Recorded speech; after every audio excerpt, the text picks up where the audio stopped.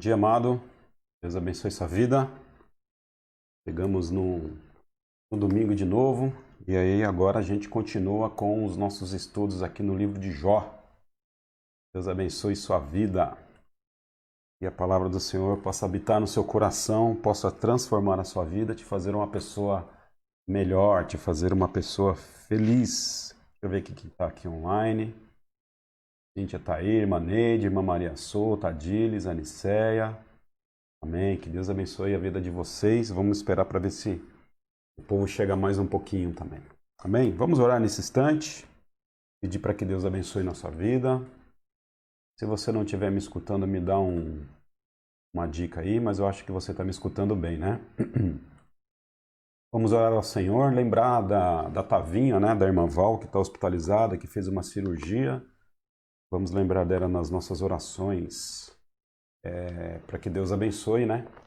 A família nesse momento de dificuldade. Ela está hospitalizada ainda, está tudo bem até onde a gente tem notícia, mas assim, a irmã Val, por já ser uma pessoa de idade, já ter a saúde fragilizada, é sempre uma atenção e uma atenção maior, né? Então, vamos lembrar dele nas nossas orações. Lembra da nossa igreja, da Igreja Batista Central Itaquera. Que Deus abençoe nosso povo, abençoe as nossas casas, os nossos lares, os nossos filhos. Que a nossa igreja cresça, que ela prospere, que seja um lugar de consolo, de acalanto, que seja um lugar de relação saudável. E o Espírito Santo de Deus possa sempre nos orientar com relação a isso. Amém? Vamos lá, sigamos em oração no nosso dia. Vamos orar. Pai, nós te agradecemos. Te agradecemos pelo dia. Nós, ó Pai Santo, bendizemos o seu nome, nós exaltamos o seu nome, nós te glorificamos, ó Pai, porque nós reconhecemos que o Senhor é Deus, que o Senhor é bom, que o Senhor cuida de nós. E Deus, Pai Santo, naqueles momentos difíceis em que nós não entendemos e não percebemos, não experimentamos, ó Pai Santo, talvez da sua bondade, de acordo com os nossos sentidos, mas que a fé, ó Deus, que habita em nosso coração, possa dizer que apesar de todas as coisas, apesar das provações, das dificuldades, o Senhor nos ama. É por isso que nós estamos aqui, Deus. Nós estamos no conforto dos nossos lares, ó Pai Santo, agora através da internet, anunciando a Tua Palavra, recebendo a Tua Palavra. Por isso que nós te glorificamos nesse domingo de manhã bonito, ensolarado, e reflete também a glória da Tua criação. Ser conosco, nos ensina a cada dia a termos mais fé em Ti. E o Senhor também, ó Pai, possa estar com as pessoas que estão enfermas nesse momento. Lembramos aqui especificamente da irmã Val, a Tavinha, ó Pai, que está cuidando dela, bem com todos os seus familiares. E com ela.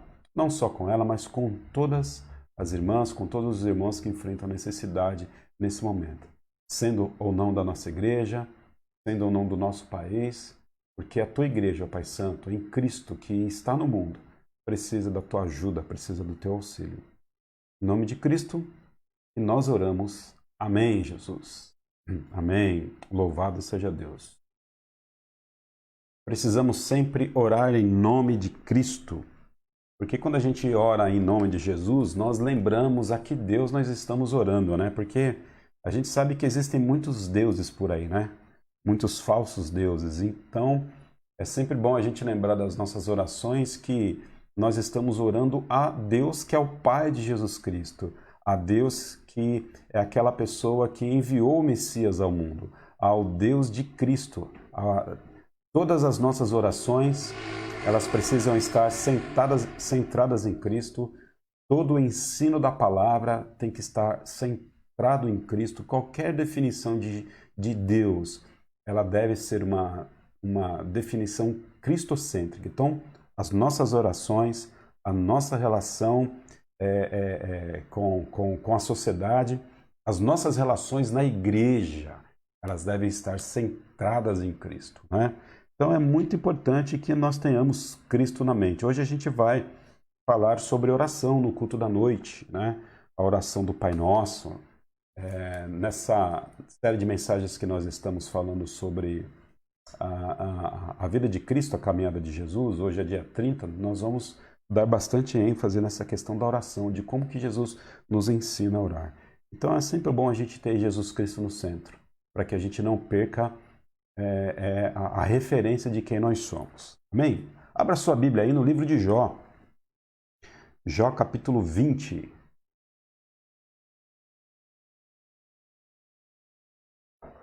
Hoje nós vamos dar um salto de 4 capítulos aqui, ok?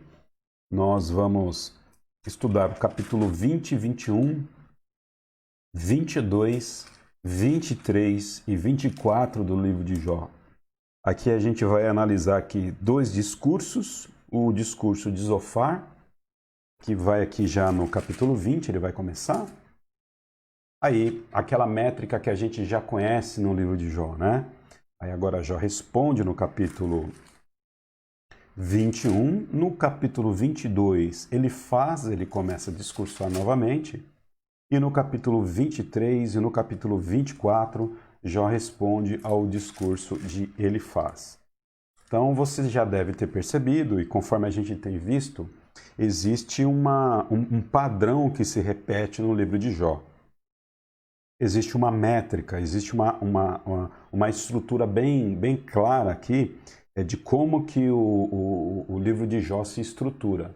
Lá no início do livro, capítulo 1, 2 e 3, a gente vê lá o início da vida de Jó, o discurso de Deus ou do diabo, aquela conversa em que Satanás ele se apresenta diante de Deus para falar contra Jó, e depois o desenrolar das provações na vida de Jó começam a acontecer. A partir de então, os amigos visitam Jó e aí entra naquele discurso, os amigos de Jó tentando consolá-lo, e isso acaba virando uma discussão, um bate-boca, uma discussão muito fervorosa de acusação entre amigos, e aí o livro vai começar a se estruturar entre falas do amigo de Jó e a sua resposta e as suas considerações. Então é bom a gente ter essa estrutura bem clara no nosso coração, no nosso entendimento, para que a gente não perca a referência de como que nós estudamos esse livro. Existe aqui um padrão, existe aqui uma forma de olhar para o livro de Jó, ok? Lembrar, algumas coisas aqui eu repito, mas elas são necessárias, né? Lembrar que o livro de Jó é um livro de sabedoria, né? Um livro sapiencial. Então você vai ler o livro de Jó, assim como você lê também o livro de Provérbios, assim como você lê o livro de Salmos, assim como você lê o livro de Eclesiastes, assim até também como você lê o livro de Cântares, né? Cantares de Salomão ou Cânticos de Salomão. É um livro que tem uma linguagem particular de sabedoria, um livro que tem uma linguagem até eu diria até de filosofia, uma visão que eles têm do mundo mais poética, mais sapiencial, de mais sabedoria. Então, por isso que existe todo esse floreio, né? Existe toda essa pompa, existe todo esse linguajar erudito no livro de Jó. Ok? Então é importante a gente saber disso. Não é um livro de profecia, não é um livro histórico. Quando eu digo histórico, de uma descrição de uma história, assim como o livro de Atos o livro de Atos ele descreve a história, as ações dos apóstolos, as ações do Espírito Santo de Deus. A história do livro de Jó, ela é real, a vida de Jó é uma vida real, porém a proposta aqui não é apresentar os relatos do sofrimento de Jó. A proposta aqui é mostrar como que Deus ele interferiu na vida de Jó e como que esse fenômeno sobre o sofrimento de Jó é avaliado por ele e pelos seus amigos. Tema central aqui no livro de Jó é a soberania de Deus sobre a vida dele e como que os amigos de Jó estão tentando interpretar aqui o seu sofrimento. E a gente sabe que a acusação ela está por todos os primeiros capítulos do livro de Jó. Na cabeça dos 3 amigos de Jó, né, Elifaz, Bildade e Zofar, na cabeça deles, o sofrimento que está acontecendo na vida de Jó é por conta do pecado dele. Então, eles têm a seguinte teologia. a teologia clássica, né? Que inclusive até impera em muitas igrejas e em muitas teologias atuais, de que aquele que sofre, ele sofre porque ele está recebendo a punição de Deus por um pecado que ele cometeu. Né? Então, isso é uma teologia clássica. O Espiritismo, por exemplo, a teologia espírita, ela apregou a isso. Então, o Espiritismo diz o seguinte, que aquela pessoa hoje que está em má situação, a pessoa que está envolvida em drogas ou a pessoa que mora em rua, ela assim está porque em alguma vida passada ela cometeu alguma coisa ruim, ela precisa voltar a essa vida para poder sofrer, para poder de alguma forma pagar os seus pecados. Então, na cabeça de Bildade, na cabeça de Zofar, na cabeça de Elifaz, Jó estava recebendo a punição pelo seu pecado. E aí a gente está aprendendo aqui no livro de Jó, a partir das próprias palavras de Jó, que não necessariamente a vida ela se processa dessa forma. Não necessariamente Deus ele trabalha na vida das pessoas dessa forma. Não é um padrão. Apesar de nós termos ensinamentos bíblicos de que aquilo que se semeia é aquilo que se colhe, Jó ensina para a gente que não é um padrão do sofrimento estar necessariamente acompanhado às questões de pecado, ok? Mas era a teologia desses amigos aí até então. Agora a gente entra aqui no capítulo 20 e, como eu disse no domingo passado, a impressão que a gente tem é que essa discussão, é que esses diálogos de Jó, eles começam a ser agora cansativos e enfadonhos. Mas na verdade não é só uma impressão, na verdade é. O livro de Jó agora ele começa a se tornar um livro chato de ler. Por conta dessa perspectiva, dessa ladainha que não para, é um toma lá da cá, é um toma lá da cá. Parece que não muda o disco, parece que é a mesma discussão, parece que sempre se volta às mesmas questões, parece que as acusações são as mesmas e que a resposta de Jó sempre é a mesma. É aquele tipo de sermão que você vai no domingo, né? E parece que o pastor ele está azedo e parece que o discurso dele nunca muda. Eu não sei se você se identifica com o pastor assim ou como mensagens assim, mas parece que assim, puxa, é a mesma coisa. É aquela vã repetição. A gente já sabe qual vai ser o texto que vai ser aberto, a gente já sabe qual vai ser a aplicação, a gente já sabe qual vai ser a chatice do sermão de domingo. Essa é a expectativa que nós temos no capítulo 20 de Jó, não só um pouquinho antes, né? Mas a partir do capítulo 20 de Jó, a gente vai ter um pouco mais isso acentuado, aquela chatice e aquela ladainha que se continua. E sigamos então. Zofar não muda o tom. É a mesma musiquinha, são as mesmas notas musicais, é o mesmo argumento. Porém, a gente percebe que a partir da conversa e da discussão, as coisas vão ficando mais acirradas. As pessoas vão sendo mais francas umas com as outras. E Zofar também agora, não diferente dos seus amigos, ele pede a palavra para poder acusar Jó. E a mesma ideia. Você peca e porque você peca, você está agora recebendo o castigo de Deus. Sigamos então agora com o argumento de Zofar, verso 1 do capítulo 20 de Jó. Então Zofar de Naamate respondeu: agitam-se os meus pensamentos e levam-me a responder, porque estou profundamente perturbado. Então, Zofar está dizendo, e ele agora está perturbado, que os pensamentos dele estão agitados, e por conta disso, ele tem a necessidade agora de dar uma resposta a Jó. Então, por qual motivo seria que ele estava perturbado? Por qual motivo ele precisava responder? Porque ele não concordava com os argumentos de Jó. A gente percebe que Jó, a gente vai falar bastante disso aqui durante o dia de hoje, né? A gente percebe que Jó, ele ancora o seu argumento, ele estaciona o seu argumento. E ele não sai ali daquele seu quadrado. Jó, ou ele é uma pessoa teimosa, uma pessoa obstinada, né? ele é uma pessoa que tem uma obstinação muito grande em seu coração, ele é uma pessoa de dura cerviz, né? Eu gosto muito dessa expressão dos profetas, né? Eu gosto muito dessa expressão de Deus ao chamar o povo hebreu, ao chamar o povo de Israel em determinados momentos da história de um povo que é de dura cerviz, né? Ou seja, é a nuca dura, é de cervical, a coluna cervical do povo é tão dura que ele não se dobra. Ou Jó é uma pessoa que tem dura cerviz, que tem dura nuca, que não se cobra, é uma pessoa teimosa, ou ele é uma pessoa que tem convicção daquilo que ele conhece de Deus e daquilo que ele crê.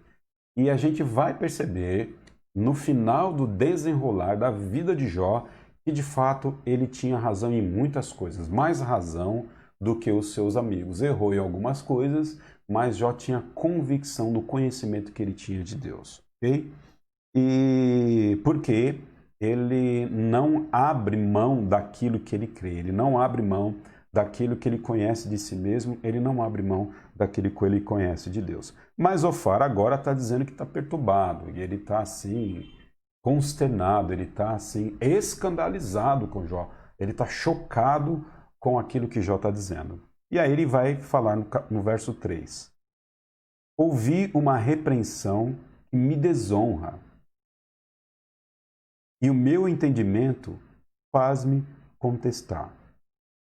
Uma repreensão que me desonra. Por isso que no meu entendimento eu vou te contestar.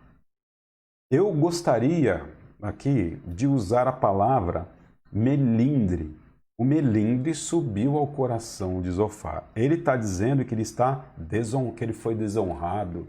Ele está chocado com as palavras que Jó está dizendo. Eu gosto mais de dizer que Zofar agora ele está melindrado, porque Jó tem tocado em algumas feridas sobre o caráter dos seus amigos. E os seus amigos, na verdade, em nenhum momento escutam Jó. Jó, de alguma forma, está aconselhando os seus amigos.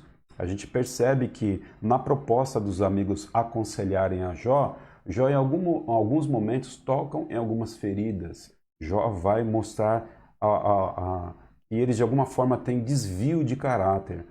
E agora eles, no lugar de reconhecer isso, principalmente aqui Zofar, já nos primeiros versículos do capítulo 20, Zofar está dizendo que ele está sendo desonrado. É assim, ele não admite culpa, ele fica melindrado, então mais uma vez ele vai acusar Jó através das suas argumentações. Verso 4. Certamente você sabe que sempre foi assim, desde a antiguidade, desde que o homem foi posto na terra. Verso 5. O riso dos maus é passageiro e a alegria dos ímpios dura apenas um instante. Ele vai começar agora a argumentar no capítulo 20 que não há prosperidade no caminho dos ímpios, que a felicidade dos ímpios ela dura pouco tempo e que o justo sempre prevalece. Perceba mais uma vez que ele repete a teologia. Ele volta de novo com o mesmo argumento. Ele está dizendo as mesmas coisas, mas agora com palavras diferentes, com argumentações diferentes. E entenda que ele está se baseando não naquilo que a palavra de Deus diz.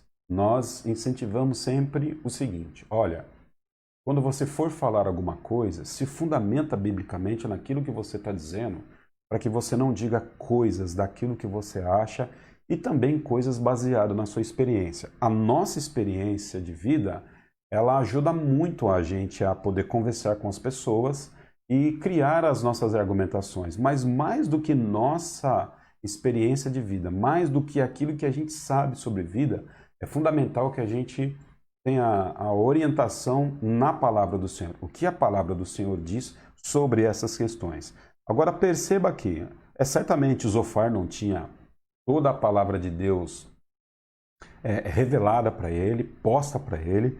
Acreditamos que a experiência que Jó passa é uma experiência no tempo dos patriarcas, portanto, não existia ali ainda a Bíblia escrita na forma que nós temos hoje, nem ainda o cânon do Antigo Testamento, e aí se prevalecia muito a tradição, mas a tradição oral daquilo que Deus revelou. No Antigo Testamento, no tempo de Abraão, tempo de Isaac, tempo de Jacó, tempo dos patriarcas, bem como a gente acredita que também era o tempo de Jó, como que a palavra de Deus ela era comunicada? Através da tradição oral. E sempre ao se ensinar os filhos, sempre os pais iam dizendo o seguinte: olha, o seu Deus, que é o Deus de Abraão, que é o Deus de Isaac, que é o Deus de Jacó. Então a referência sempre se remetia a Abraão. Então havia uma identidade de Deus, havia ali uma referência a esse Deus para poder se falar dele mesmo a partir dos patriarcas. Então não era qualquer Deus. Deus tinha uma identidade. E a identidade de Deus, ela era revelada a partir dos patriarcas. Como hoje nós temos uma identidade de Deus que não só revelada a partir dos patriarcas, mas conforme o autor dos Hebreus nos fala, a nossa identidade de Deus, ela é também revelada a partir da pessoa de Jesus Cristo. Tendo Deus outrora falado de muitas maneiras, de muitas formas, né, aos nossos pais, pelos profetas, enfim. E aí o autor dos Hebreus ele vai fechar que essa revelação, que aquilo que nós conhecemos de Deus, ela está centralizada na pessoa de Jesus Cristo. No tempo de Jó, havia a centralidade da revelação de Deus através dos patriarcas. E a tradição, ela dizia sempre a partir dos patriarcas. A questão é que, aqui no verso 4, não existe nenhum problema maior em Zofar dizer o seguinte: olha, certamente você sabe que sempre foi assim. Sempre foi assim o quê? Que Deus, ele castiga as pessoas ruins e ele beneficia as pessoas más, né? Deus, ele beneficia as pessoas más, castiga, ele abençoa as pessoas más e castiga as pessoas que são ímpias. Você sabe muito bem disso. Sempre foi assim desde a antiguidade. A ideia aqui que a gente percebe é que Zofar não faz menção à tradição, à oralidade, mas ele faz menção aqui àquilo que ele viu, àquilo que ele contempla. Ele faz menção à experiência que ele tem na vida. Então, mais uma vez, a gente percebe que os amigos de Jó estão colocando as experiências da vida sobre a palavra de Deus e aquilo que a Bíblia diz, no caso, a tradição da oralidade. Então, a gente pode perceber aqui que eles incorrem num erro. Dizer que você tem experiência e que a sua vida diz que esse caminho que a pessoa vai tomar é um caminho que não vai prosperar, isso é válido, isso é justo, mas a gente não pode estribar as nossas decisões no nosso próprio entendimento, e é o que o livro de Provérbios diz para nós. Então, ele está usando, resumidamente aqui, né? Disse tudo isso para resumir nas seguintes palavras. Zofar está usando a experiência de vida que ele tem para poder dizer que Jó está em pecado, para poder criar um argumento de que o problema de Jó é o pecado dele. E aí ele erra. E ele erra profundamente, né? Por quê? Mais uma vez a gente precisa lembrar. Porque a história de Jó, ela se processa a partir de um testemunho positivo sobre o caráter de Jó. E quem dá esse testemunho positivo? É o próprio Deus, é o próprio Pai, ali no capítulo 1 e no capítulo 2, quando ele, ao conversar com Satanás, ele diz para Satanás o seguinte: viste o meu servo Jó, homem justo? Homem justo. São as palavras de Deus, que Jó era um homem justo. E Jó sabia no seu coração que assim ele o era perante Deus, não pela sua própria força, pela sua vontade, mas pela graça de Deus sobre a vida dele. Jó sabia que ele era uma pessoa íntegra, né? Pelo menos a integridade de de tamanho tal de ele não receber tamanho castigo. Ok? Então o Zofar, ele erra aqui grandemente mais uma vez. E aí a gente chega lá no verso 29 do capítulo 20, onde Zofar ele resume o pensamento dele, aquilo que ele pensa sobre Jó. Esse é o destino de Deus, ou melhor, este é o destino que Deus dá aos ímpios. É a herança designada por Deus para eles. Então, durante todo o capítulo 20, Zofar vai dizer que Jó é ímpio.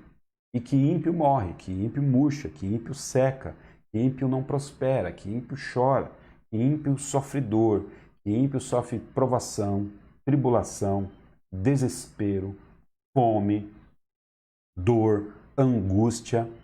E a gente sabe que essas mazelas da vida, elas não recaem apenas a ímpios, mas pessoas também que são santas, pessoas que são piedosas, pessoas que se esforçam e perseveram para crescer no Senhor a cada dia. Né? Se nós nos apropriarmos da teologia de Zofar e dos amigos de Jó, a gente vai olhar para as nossas vidas e para as nossas casas e aí a gente vai dizer o seguinte: puxa vida, eu de alguma forma realmente não sou uma pessoa justa, eu não sou uma pessoa santa diante do Senhor, eu sou uma pessoa realmente de caráter ímpio e é por isso que eu estou recebendo toda essa mazela da vida. Quando, abrir um parênteses aqui que é importante, né? Quando a palavra justo é empregada no livro de Jó, nós precisamos interpretá-la e entendê-la. Quando Deus diz que Jó é um homem justo, a gente precisa entender o que Deus está dizendo com isso. E quando o apóstolo Paulo ele vai dizer que não há um justo, o próprio Deus fala isso, né? Em Deuteronômio, também em Salmos, não há um justo sequer, não há quem busque a Deus, a gente precisa interpretar essas falas. Quando Jó ele é atribuído como um homem justo diante de Deus, Deus não está dizendo que ele é um homem isento de pecado. Deus não está dizendo que Jó não peca. Deus está dizendo que ele é um homem íntegro dentro daquilo que ele pode ser. Ele está se esforçando para ser. Quando a gente lê os textos sagrados dizendo que não há um justo sequer, esses textos estão se referindo à salvação. Ou seja, o homem não é justo bastante para ser salvo. Então, essas aplicações de justiça, a gente precisa fazer diferenciação nos textos para que a gente saiba de que tipo de justiça nós estamos tratando aqui no livro de Jó. Nós estamos tratando de justiça voltado ao caráter de integridade de Jó e não às questões de salvação. Jó não era justo o suficiente para ser salvo, mas ele era justo o suficiente para poder receber as bênçãos que Deus tinha para a sua vida. Ok? Esse é o destino que Deus dá aos ímpios. É a herança designada por Deus para eles. Zofar está dizendo para Jó o seguinte: você é ímpio, por isso que você está sofrendo. Okay? Verso 21, a resposta de Jó. Ou melhor, capítulo 21, verso 1, a resposta de Jó. Então Jó respondeu: escutem com atenção as minhas palavras. Seja esse o consolo que vocês haverão de dar-me. Interessante que quando Jó inicia aqui a sua resposta no capítulo 21, Jó está dizendo o seguinte para eles: me escutem. Escutem o que eu vou falar. Todo mundo aqui está querendo falar, todo mundo aqui está querendo ser escutado, está querendo ser ouvido. Todo mundo que fala deseja ser ouvido. Então, esse é o motivo pelo qual a gente fala. O motivo pelo qual a gente quer falar é que a gente quer ser ouvido, a gente quer ser escutado. A gente quer que as pessoas deem o quê? Atenção para nós. Perfeito? Mas Jó ele vai usar aqui uma palavra importantíssima no verso 2, que é consolo. Jó está dizendo o seguinte: me escutem, para que através desse exercício de vocês me escutarem, e de eu falar, vocês possam consolar a minha vida. Olha que interessante. Então, falar seria uma forma de Jó ser consolado pelos seus amigos. Então, enquanto Jó falava, o que seus amigos precisavam fazer? Ficar de boca fechada e escutar Jó com sinceridade de coração. Então, o consolo que Jó precisava era apenas de ser escutado. Jó sabia que os seus amigos não podiam curar a enfermidade dele. Jó sabia que, pouco provável, os seus amigos poderiam fazer com que a prosperidade financeira dele retornasse. Seus amigos poderiam, de alguma forma, ajudar a Jó ali a retomar os seus negócios, enfim. Mas Jó era um homem consciente de que a sorte dele só poderia ser mudada a partir da ação soberana de Deus na sua vida. Mas o que Jó esperava deles? Jó esperava deles que eles o consolassem. E de que forma? Através de escutar, através dele poder abrir o seu coração para ele. Então, interessante, quando uma pessoa procurar para conversar, escute essa pessoa.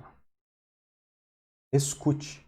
Porque às vezes a pessoa ela quer apenas desabafar. Ela quer apenas abrir o coração. Então, escutar é uma forma de trazer consolo. É uma questão interessante, eu já disse aqui. Quando você vai em um velório, por exemplo, uma das melhores coisas que você pode fazer é falar de boca fechada. É você sentar do lado da pessoa, é você tocar na pessoa e chorar junto com ela. Isso vai certamente produzir consolo no coração da pessoa. Ela sabe que você não vai trazer o defunto de volta. Ela sabe que você não vai trazer o defunto à vida. Então, às vezes, melhor do que nós falarmos muito é nós sentarmos ao lado da pessoa e permitir com que ela fale. Okay? Existem, é lógico, aconselhamentos e aconselhamentos. Tem hora que você realmente precisa falar, que você precisa confrontar na palavra, mas no caso de Jó aqui era um caso de luto. Praticamente não. Jó estava literalmente de luto. E durante o luto ele só queria falar, ele só queria ser escutado, porque o consolo viria a partir da atenção que a pessoa traria trazendo a ele. Verso 3: suportem-me enquanto eu estiver falando. Depois que eu falar, vocês podem zombar de mim. Então me escuta, gente. Eu só estou pedindo para ser escutado. Deixa eu falar. A Nicéia, de vez em quando, né, isso faz parte um pouco da natureza feminina. Apesar de eu não conhecer muito a natureza feminina como deveria conhecer, mas a gente sabe que mulher gosta de falar. Né? Eu não estou fazendo aqui nenhuma fala pejorativa, né? Mas é uma necessidade da natureza feminina falar. Aí às vezes a Nicéia me fala, eu sei que você sabe, eu só quero dizer, eu só quero falar, só quero que você me escuta. E é uma necessidade de falar. Então há uma necessidade em nós de falar. Por isso que a gente precisa ter bastante atenção nessa questão, porque a pessoa, ao falar, ela é consolada. E é o que Jó está aqui tentando colocar na cabeça dura desses amigos. É o que Jó está tentando dizer para eles. E Jó já falou pelo menos 2 vezes aqui até o capítulo 21. Vocês podiam ter ficado de boca fechada. Vocês me ajudariam mais se ficassem quietos e calados. Então, deixe eu falar, deixe eu colocar o meu coração, deixe eu extravasar aqui a minha raiva, a minha dor, as minhas questões diante de Deus. Depois que eu falar isso, aí vocês podem falar o que vocês quiserem, mas dá um tempo para mim, gente, escutem o que eu estou dizendo. Verso 4. Acaso é dos homens que me queixo? Por que eu deveria? Acaso é dos homens que me queixo? Por que não deveria eu estar impaciente? Verso 7. Por que vivem os ímpios? Porque chega a velhice e aumentam o seu poder. Olha que interessante. Jó está aqui dizendo o seguinte: escutem o que eu tenho a dizer para vocês. As ansiedades, os anseios, a minha impaciência elas são de que origem? Eu quero que vocês escutem o que eu estou dizendo. A argumentação que Jó vai entrar agora, aqui a partir do verso 7, é argumentar o seguinte, né? Por que que os ímpios prosperam às vezes e as pessoas justas sofrem? Olha o que Jó está dizendo. Vocês estão aqui ancorados no seguinte argumento. Estou sofrendo porque eu sou ímpio. Estou sofrendo porque eu não sou justo. Eu estou sofrendo porque cometi algum pecado. Vamos lá de novo no verso 7, capítulo 21. Por que vivem os ímpios? Porque chegam à velhice e aumentam o seu poder. Jó está dizendo o seguinte, do mesmo jeito que vocês estão dizendo para mim, para eu olhar para as experiências da vida e ver que as pessoas más sofrem juízo de Deus, do mesmo jeito as pessoas más também envelhecem, as pessoas más também chegam em poder à velhice. Verso 8, os ímpios, as pessoas más, veem os seus filhos estabelecidos ao seu redor e os seus descendentes diante dos seus olhos. Verso 9, os ímpios, as pessoas más que vocês estão falando que morrem, que murcham, que secam e são destinadas à ira de Deus, esses mesmos ímpios também, eu olho e eles, verso 9, né? E vejo que seus lares estão seguros e livres do medo. A vara de Deus não os vem ferir. Verso 11. Eles soltam os seus filhos como um rebanho. Seus pequeninos põem-se a dançar. Verso 12. Esses ímpios que vocês estão falando, que são objeto de juízo de Deus, cantam, acompanhando a música do tamborim e da harpa. Entende o que o Jó está dizendo aqui? Jó está fazendo um contraponto, que a teologia deles é uma teologia dura, é uma teologia engessada, e só vê um lado da moeda, não vê o outro lado da moeda. E, gente, cá para nós, né? Vamos trazer essa realidade e aplicar ao nosso coração nos dias de hoje. Nós sabemos que o caminho dos ímpios levam ele à perdição. Salmo capítulo 1, na verdade, o Salmo capítulo 1 vai fazer uma distinção muito grande entre o ímpio e o justo. E vai dizer que o caminho dos ímpios leva ao quê? À perdição. E o caminho do justo é um caminho que bem-aventurado, não é verdade? Agora, cá para nós, vamos dar uma olhadinha lá em Brasília. Estou dizendo que todo mundo que está ali em Brasília é ímpio, né? Ali no Senado, ali no Congresso. Mas a gente sabe que o negócio ali é feio, que tem bastante gente ruim ali e que está prosperando na perspectiva humana. Camarada viaja, camarada tem casa, camarada tem posses, camarada tem saúde, né? Camarada, quando dá um espirro, ele vai nos melhores hospitais que existem no Brasil ou fora do Brasil. E tem muita gente que ganhou dinheiro à custa dos outros, ganhou dinheiro em detrimento à morte das pessoas, à pobreza da humanidade. E essas pessoas, algumas delas, vão morrer em suas mansões, em seu berço de ouro. Ou não? Ou você não acredita nisso? Então, numa perspectiva horizontal, uma perspectiva humana, tem muito ímpio aí prosperando e se dando bem. Tem muita gente prosperando e se dando bem. Tem muita igreja, infelizmente, a gente precisa dizer, né?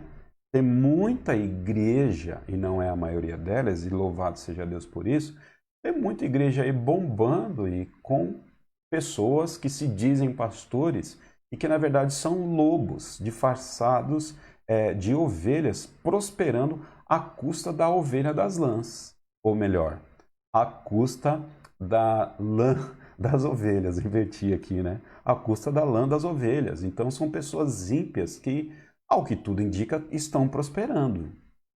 Então, é o que Jó está dizendo aqui. Vocês só veem um lado do ímpio, né? O lado que ele não prospera e que ele morre. E o lado que ele vive e prospera e ele vive feliz. O camarada tem dinheiro para comprar churrasco, para comprar picanha, viaja toda hora. Todo domingo aí eu saio para ralar, né? Pelo menos Estou aqui me referindo ao tempo antes da pandemia. A gente sai cedinho, né? Vai para a igreja, dá lá o nosso dízimo, dá a nossa oferta, a gente luta, a gente trabalha e parece que a coisa não anda. Agora o camarada, eu saio para ir para a igreja 3 vezes na semana, o camarada sentado na calçada, tomando lá a pituzinha dele lá, e fumando lá o cigarrinho dele e falando às vezes mal do povo de Deus, às vezes é uma pessoa que não paga os seus impostos, uma pessoa que tem a vida totalmente desregrada, uma pessoa que é mulherenga, uma pessoa que, enfim. E o camarada vai de vento em popa, anda de carro e eu, para pagar uma condução para ir para a igreja, eu preciso pedir emprestado. Então é o que o Jó está dizendo aqui. Começa a olhar a vida também de uma outra perspectiva. Porque não necessariamente, na perspectiva horizontal, os ímpios recebem o castigo de Deus. Porque eu estou vendo um monte de ímpio aí prosperando, né? Em tese, estou vendo um monte de ímpio aí caminhando bem. Jó aqui no capítulo 21, queridos, ele vai começar a tratar de um assunto que é um assunto nosso e que é um assunto essencial para a existência humana. Se Deus é bom, por que existe o mal? É o que Jó está dizendo aqui. Se Deus é bom, por que eu estou sofrendo? Se eu sou uma pessoa, do ponto de vista da vida, justa diante do Senhor. É aquilo que os teólogos chamam de teodiceia, né? Por que o mal existe uma vez que Deus é bom e uma vez que Deus é justo? Tantas crianças que morrem, tantas crianças que são violentadas, e Deus não podia impedir tudo isso. E parece que a justiça ela olha mais para os ímpios do que para as pessoas que são justas. Vamos pegar aqui as leis brasileiras, né? A gente olha aí todo dia na televisão pessoas que são assassinas, pessoas injustas e que estão aí prosperando, são livres da cadeia a todo momento. Principalmente, bom, deixa pra lá, fala de política aqui, mas não é o momento, né? Mas pessoas que na verdade deveriam julgar de forma justa as pessoas, elas na verdade julgam de forma injusta e acabam até libertando pessoas das grades e pessoas que são assassinas, são corruptas. Então é assim, cadê Deus nessa história toda, né? Onde é que está Deus? É o que Jó agora está começando a chamar a atenção dos seus amigos para essa teologia que eles têm aí, né?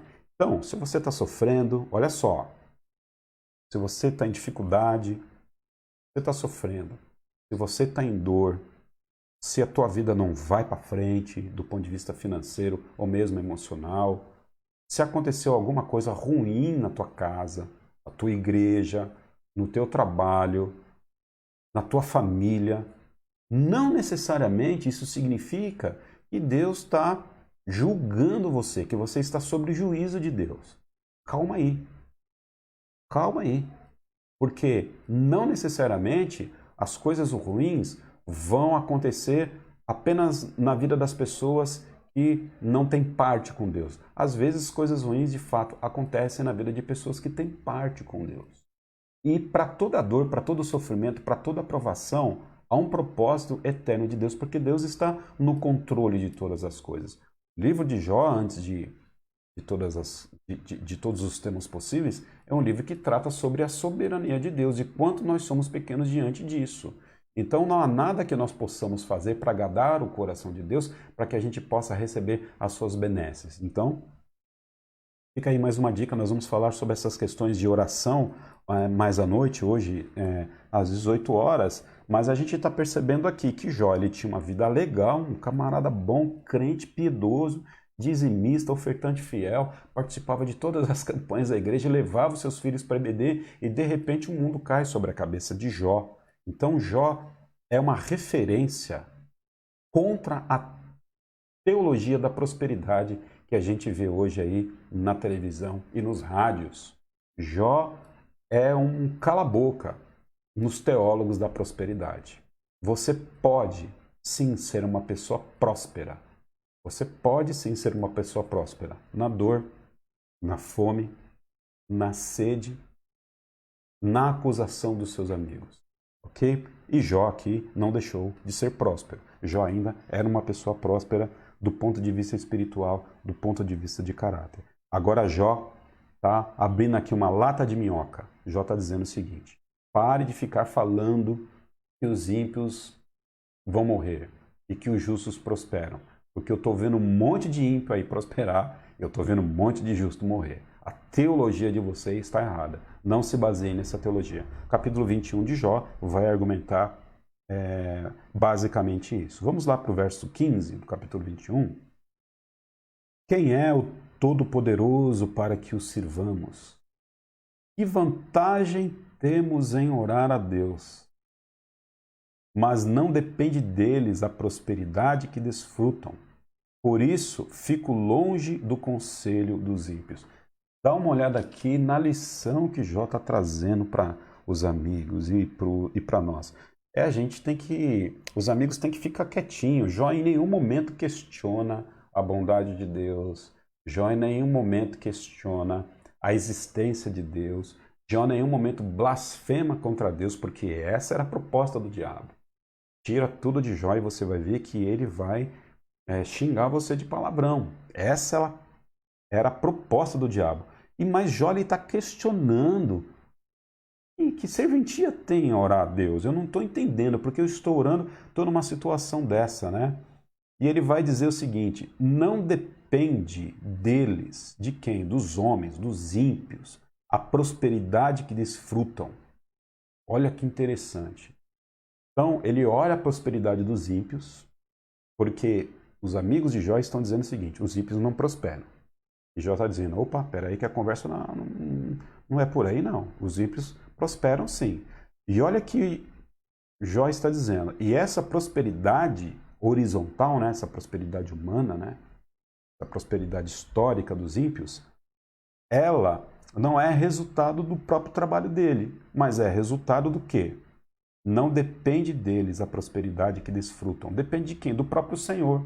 É a graça que recai sobre o justo e sobre o ímpio. Não a graça da salvação, mas a graça geral. Então, por exemplo, né, a chuva que chove, ela não chove só no telhado do justo. Ela chove também no telhado do ímpio, certo? Esse sol bonito desse domingo aqui, hoje, que está batendo na minha janela, ela não bate. Vou aqui me colocar aqui, tá? Só para uma ilustração, só para um caráter de ilustração. Digamos que eu seja um justo, né? Essa luz aqui, né, não está batendo só na janela do justo. Ela bate também na janela da pessoa que é ímpia. Porque é a graça geral de Deus que é derramada sobre as pessoas. E a teologia de Jó está corretíssima. Então, mesmo o ímpio não precisando, não merecendo, mesmo assim a misericórdia do Senhor se recai sobre os ímpios. Tamanha é a misericórdia, tamanha é a bondade do Senhor. E eles estão desfrutando isso, não é pelo mérito deles. Mas mesmo assim, olha o que Jó vai dizer. Por isso, ou mesmo assim, fico longe do conselho desses camaradas, eu não me associo com eles. Jó está dizendo o seguinte: apesar de eu estar com a vida arruinada, quebrada, servindo Deus, e apesar das pessoas que estão não servindo Deus estarem com suas vidas prósperas, mesmo assim, eu prefiro ficar aqui no meu canto. Prefiro não seguir e não me associar a essas pessoas. Mantenho a minha fé, mantenho a minha integridade, mantenho a minha postura diante do Senhor. E aí um cara crente para falar isso, né? O Jó era um camarada muito crente, né? As palavras de Jó e a vida de Jó mostram isso. Louvado seja Deus por isso. Amém? Sigamos mais à frente aqui. Aí agora a gente dá um salto para o capítulo 22, ok? E no capítulo 22 vem Elifaz, né? E ele faz, seguindo a mesma métrica, seguindo a mesma retórica, seguindo o mesmo argumento desde lá de trás, dizendo que Jó estava ali por conta de pecado. Então, Jó está dizendo para eles o seguinte: pelo amor de Deus, escutem o que eu tenho para dizer para vocês. né, para que pelo menos ao escutar, vocês fiquem de boca fechada e isso me traga consolo. E ele faz, ele certamente já estava com a língua coçando ali, esperando Jó terminar para poder entrar em ação. Verso 5, capítulo 22 de Jó. Não é grande a sua maldade? Está chamando Jó de mal. Não são infindos os seus pecados? Está chamando Jó de pecador. Ô dedinho acusatório, né? Ô língua ferina, né? Ou ele aqui, ele é um promotor de justiça. Agora, ele faz aqui, ele está sendo um promotor de justiça, né? Verso 6. Sem motivo você exigia penhores dos seus homens. Olha só o que ele está falando aqui. Sem motivo, Jó, você exigia penhores dos seus irmãos. Você despojava suas roupas. Os que quase nenhuma tinham. Olha o que ele está falando de Jó. Você não deu água ao sedento e reteve a comida do faminto. Olha o que ele está dizendo de Jó. Sendo você poderoso, dono de terras, e delas vivendo e honrado diante de todos, você mandou embora de mãos vazias as viúvas. Quebrou a força dos órfãos. Por isso está cercado de armadilhas e o perigo repentino o apavora. Verso 15. Você vai continuar no velho caminho dos que os perversos palmilharam? Olha só, essa fala de Elifaz, acreditamos, né, que a melhor interpretação não é que ele viu Jó fazendo isso, não é que ele viu Jó exigindo penhores dos seus irmãos, não é que ele viu Jó despojando as suas roupas, não é que ele viu Jó não dando água àquela pessoa que tinha sede. É uma fala de sabedoria, porque a teologia deles apontava que as pessoas que cometem tais coisas são pessoas que vão de alguma forma receber a punição de Deus. Então ele está aqui usando de metáfora para dizer que Jó era uma pessoa perversa.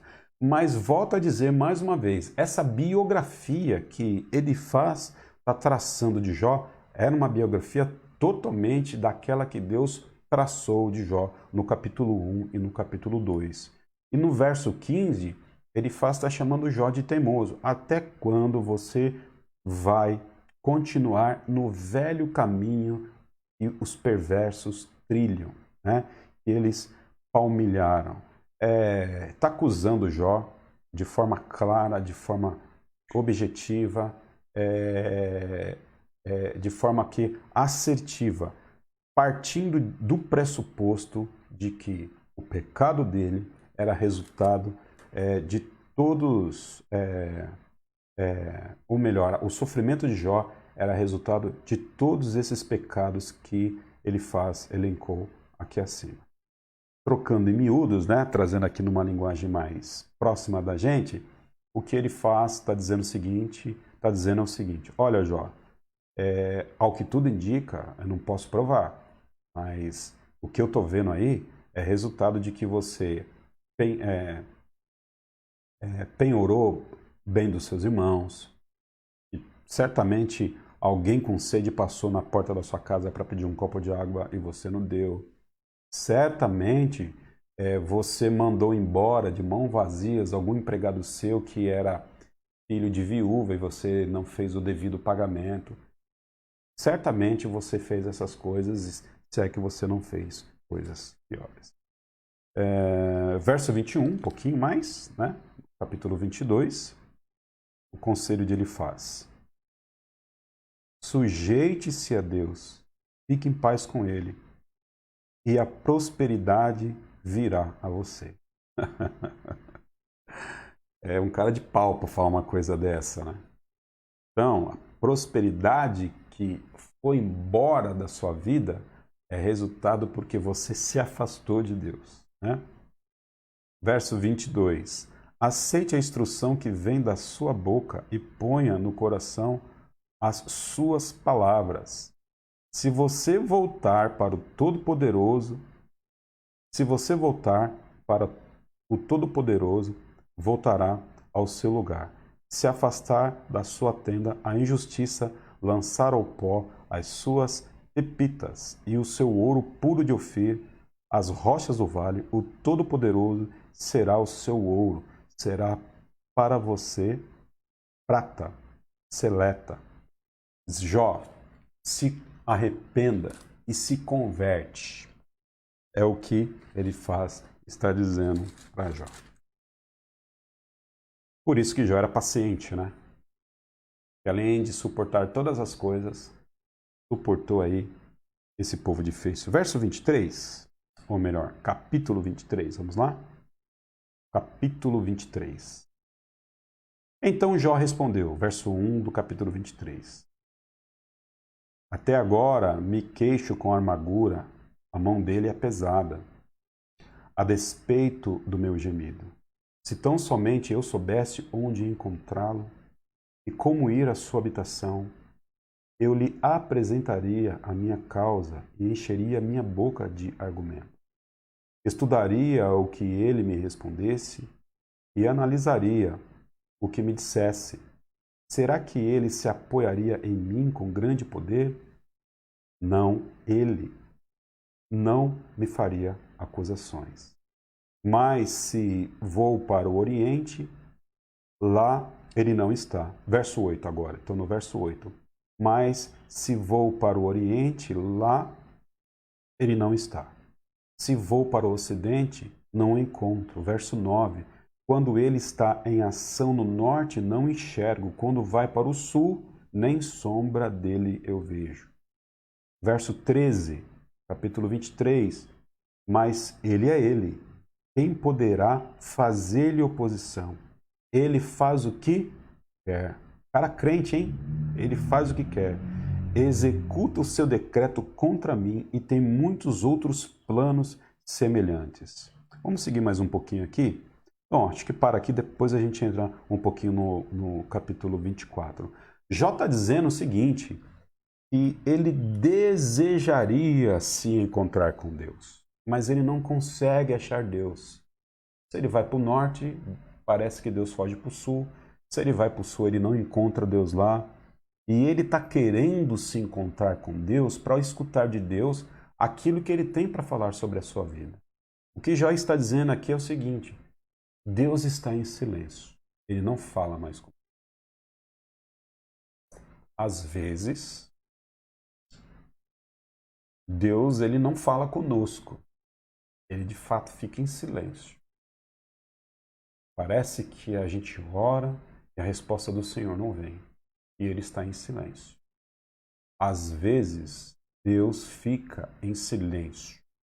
Deus ele nos coloca numa prateleira para que a gente espere a resposta dele. E às vezes a resposta dele não é no tempo que a gente quer. E a gente precisa esperar. Jó está dizendo aqui exatamente isso. Eu gostaria que Deus me falasse. Gostaria que Deus me visitasse. Eu gostaria de encontrar a Deus. Ele sente a ausência aqui do Pai agora perto dele para poder resolver as questões da sua vida. Mas mesmo assim, no verso 13, ele diz: mas ele é ele, quem poderá fazer oposição? Ele faz o que quer. Inclusive, ficar em silêncio no momento em que eu estou gritando: por favor, venha ao meu encontro. E Deus faz o que quer. Porque ele é sarcástico? Porque ele é mau? Não, porque ele é Deus, porque ele nos ama. E às vezes a ausência de resposta de Deus para algumas questões da nossa vida, ela serve para que a gente nos submeta à soberania e à grandeza dele diante de nós. Imagina se Deus respondesse tudo o que a gente quer. Imagina. Deus quer que nós vivamos pela fé, porque o justo viverá pela fé. E Jó é uma prova cabal disso, que ele estava vivendo pela fé, até porque ele é justo. Deus estava em silêncio diante das questões do coração de Jó. Verso 24. Estou toda hora chamando o capítulo de verso, né? Mas até o final do estudo de Jó, eu vou conseguir corrigir isso. Capítulo 24, verso 1. Porque o Todo-Poderoso não marca as datas de julgamento. Por que aqueles que o conhecem não chegam a vê-las? aos que mudam os marcos dos limites e apacentam rebanhos, e eles roubaram. Levam o jumento que pertence ao órfão, e tomam o boi da viúva como penhor. Forçam os necessitados a sair pelo caminho e os pobres da terra a esconder-se. Como jumentos selvagens no deserto, os pobres vão em busca de comida na terra deserta, obtêm para os seus filhos. Verso 9. A criança órfã é arrancada do seio da sua mãe. O recém-nascido do pobre é tomado para pagar uma dívida. Verso 14. De manhã, o assassino se levanta e mata os pobres, e os necessitados de noite age como ladrão. Verso 25 do capítulo 24. Se não é assim, quem poderá provar que minto e reduzir a nada as minhas palavras? Jó está dizendo o seguinte, né? Voltando ao mesmo argumento de que os ímpios, ele está voltando confrontando mais uma vez o argumento agora de Elifaz aqui de que os ímpios eles não prosperam, de que os ímpios aos olhos humanos eles não avançam. E ele está dizendo o seguinte agora, olha, tem muita coisa ruim, tem crianças sendo tomadas do colo da mãe, tem assassinos que se levantam de manhã para fazer maldade, os camaradas ao final da noite dormem com suas consciências tranquilas. E ele está dizendo o seguinte, até quando isso vai acontecer? Por que o dia do julgamento não chega logo? Jó aqui está clamando por justiça. Jó está clamando por justiça. Até quando? Me lembra aqui, agora, do texto de Apocalipse, capítulo 7, uma multidão de santos vestidos de branco, dizendo ao Cordeiro, até quando? O Senhor vai permitir que os nossos irmãos sejam mortos aí durante essa angústia? É uma pergunta que Jó faz, uma pergunta honesta e sincera, é uma pergunta que eu também faço, eu não sei você. Mas até quando, né? A gente vai ver o mundo desse jeito e parece que Deus não age, parece que Deus não interfere. São perguntas honestas, são perguntas do coração e são perguntas que fazem com que a gente reflita que não necessariamente, do ponto de vista humano, histórico, dessa vida, não necessariamente os ímpios vão se dar mal. Não necessariamente os justos vão sempre se dar bem. Não necessariamente. Tem muito crente aí se dando mal. Tem muito crente aí com doença, tem muito crente desempregado, tem muito crente que não avança, tem muito crente com extremas dificuldades.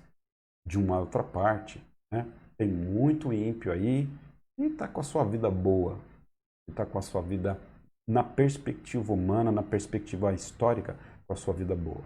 Mas a perspectiva de Jó, certamente, aqui, não era uma perspectiva do mundo, da humanidade. Era uma perspectiva divina, mas ele está contemplando a sua situação aqui nessa esfera, aqui nesse plano terreno.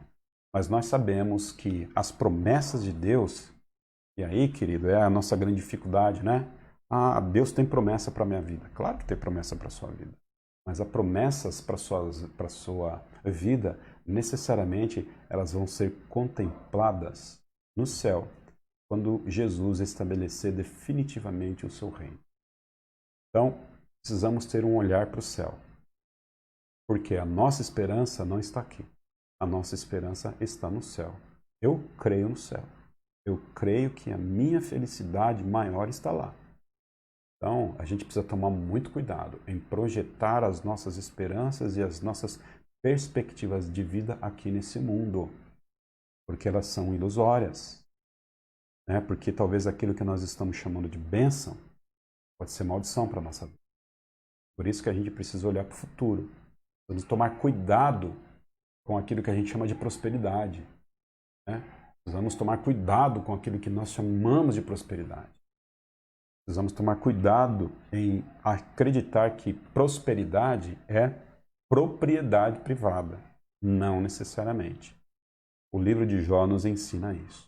Porque tem muita gente que tem propriedade privada, mas não é próspero espiritualmente, né? Dinheiro não traz felicidade? Não, de fato não traz. Ajuda muito, mas às vezes nós estamos baseando a nossa felicidade naquilo que temos, e não naquilo que Jesus Cristo já fez por nós. Que Deus abençoe nossa vida, sigamos aí em frente com o estudo do livro de Jó, persevere para que Deus possa te abençoar com esse estudo, para que a gente possa aprender com Jó. Estou aprendendo muito com Jó